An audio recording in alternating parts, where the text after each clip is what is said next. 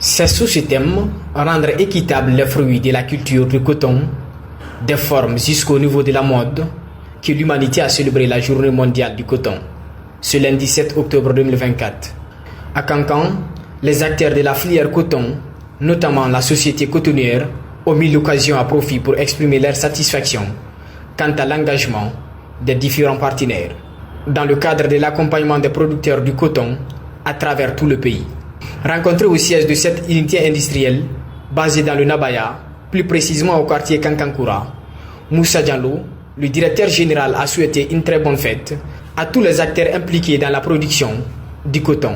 Je vais commencer par souhaiter à tous les acteurs du coton, principalement aux producteurs, une très bonne fête, puisque c'est cette journée-là qui a été dédiée, reconnue officiellement comme journée mondiale du coton. Et donc, très belle fête à tous nos producteurs de coton de par le monde, mais particulièrement à tous les producteurs de coton de la Guinée, et de Kaparabina, de Dumbiadji, de Gbé, de Dioboko, de Baranama, de Kamaya, de Kakama, de Lebekere, de tous ces endroits-là, de tous ces coins-là, de toutes ces préfectures, de toutes les préfectures que nous avons eu à citer tout à l'heure.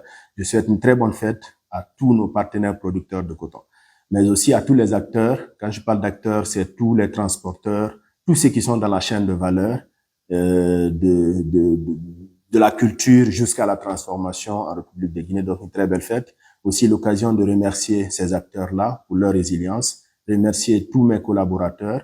Et je tiens à préciser que la société cotonnière à date a 146 employés permanents et qui sont repartis, une partie au siège ici à l'usine et l'autre partie comme équipe d'encadrement dans les différentes préfectures. Cette journée, c'est leur journée, et cette année d'ailleurs, le thème c'est de rendre équitable les fruits de la culture du coton, des fermes jusqu'au niveau de la mode. Plus loin, notre interlocuteur s'est exprimé sur comment le processus de la transformation du coton s'effectue dans cette usine. Et ici, vous êtes sur le siège de ce que nous avons appelé auparavant le projet coton, qui a été transformé, érigé en société cotonnière de Cancan en juin 2023 par les autorités de la transition. Et ici, nous, notre activité principale, c'est la promotion de la culture du coton et de la transformation du coton sur tout le territoire national. Nos activités sont reparties sur 9 préfectures de la Guinée. Nous avons 10 zones, ces 9 préfectures sont reparties en 10 zones pour nous, et globalement, nous avons assez de producteurs qui varient, le nombre de producteurs varie suivant les objectifs de chaque année et suivant les possibilités de la société à mettre les intrants à leur disposition. Donc ici, nous accompagnons les producteurs.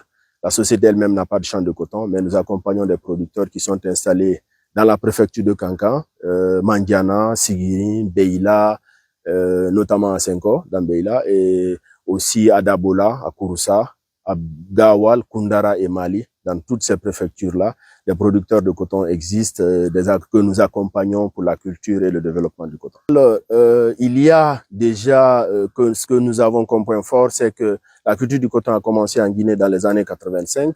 De cette période jusqu'à maintenant, les producteurs sont là et ils font montre de beaucoup d'engagement en ce qui concerne la culture du coton sur tout le territoire.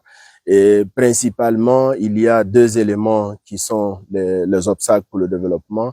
Dans un premier temps, c'est les moyens mis à la disposition de la société qui doivent être réévalués et que l'État puisse prendre à bras le corps la culture du coton en Guinée, puisque cette culture est le programme de culture du coton est l'un des programmes les mieux structurés en République de Guinée, en ce sens que nos encadreurs sont présents permanemment avec les producteurs dans les villages cotonniers.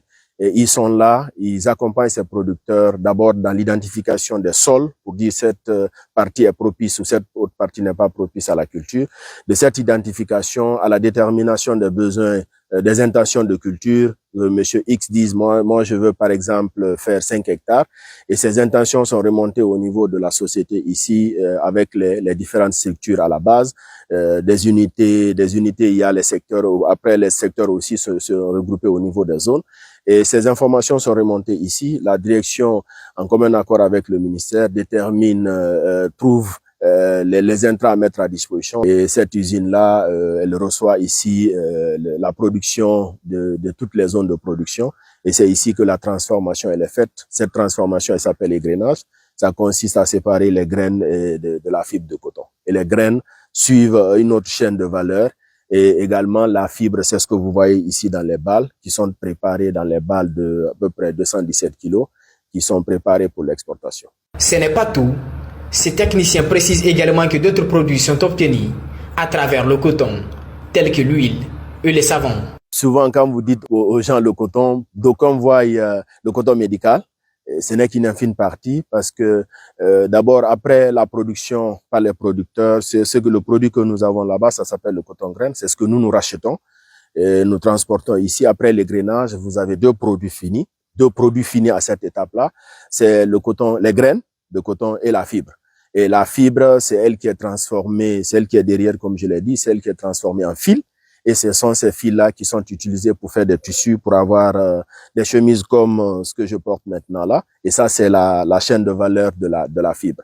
Également, sur cette chaîne de valeur de la fibre, elle peut être transformée avec des unités pas tellement lourdes qui permettent d'avoir ce que nous appelons le coton médical. Le coton médical également qui est utilisé dans les pharmacies, dans les hôpitaux et tout ce qui s'en suit. Donc c'est pour dire que si la filière se développe, nous pourrions installer des unités de production de coton médical, pourquoi pas ravitailler tout ce qui est hôpitaux, tout ce qui est centre de santé à travers le pays. La deuxième chaîne de valeur en termes de grandeur, c'est la chaîne de valeur sur les graines, puisque lorsque l'égrenage finit, une partie de la graine est reconduite comme sémence pour l'année suivante, mais l'autre partie qui ne rentre pas dans la sémence, elle suit la ligne de l'huilerie. Et ici, nous avons des partenaires. Nous-mêmes, nous comptons installer une unité d'extraction d'huile parce que l'huile de coton est comestible avec beaucoup de caractéristiques et beaucoup d'apports pour l'organisme humain. Et donc, lorsque vous faites l'extraction d'huile, il y a l'huile de coton qui comme je l'ai dit, qui est comestible. Mais au-delà, il y a un débris, il y a un produit intermédiaire qui est utilisé dans la saponification que les femmes rurales peuvent utiliser, des jeunes, donc pour créer de l'emploi, pour faire du savon, par exemple. Et aussi, il y a un autre produit qu'on appelle le tourteau de coton qui est utilisé dans l'alimentation du bétail et dans beaucoup d'autres choses. Donc voilà globalement les chaînes de valeur. À cette occasion, le patron de la société cotonnière des Cancans a invité les autorités de la transition afin de soutenir les acteurs impliqués dans la filière coton en Guinée. Nous remercions également l'État, le ministère de l'Agriculture et de l'Élevage qui ne cesse de nous accompagner. Aussi, nous formulons une invite pour nos autorités, pour le ministère, mais aussi les autorités de la transition, pour accompagner la culture du coton en Guinée, parce que c'est une culture qui peut créer beaucoup d'emplois, mais aussi qui est vecteur d'entrée de richesses pour le pays. Et donc, nous remercions, à l'occasion de cette journée internationale, nous remercions tous nos partenaires, tout le ministère et tous nos collègues ici et tous les producteurs de coton de par le monde. Malgré les effets déployés par l'État, cette filière reste confrontée à d'énormes difficultés. À cette journée spécialement dédiée aux acteurs impliqués dans la production et la transformation du coton, sur le plan international, le gouvernement guinéen devrait faire face à certains besoins exprimés par ces acteurs, afin de donner une autre valeur à la filière en République de Guinée.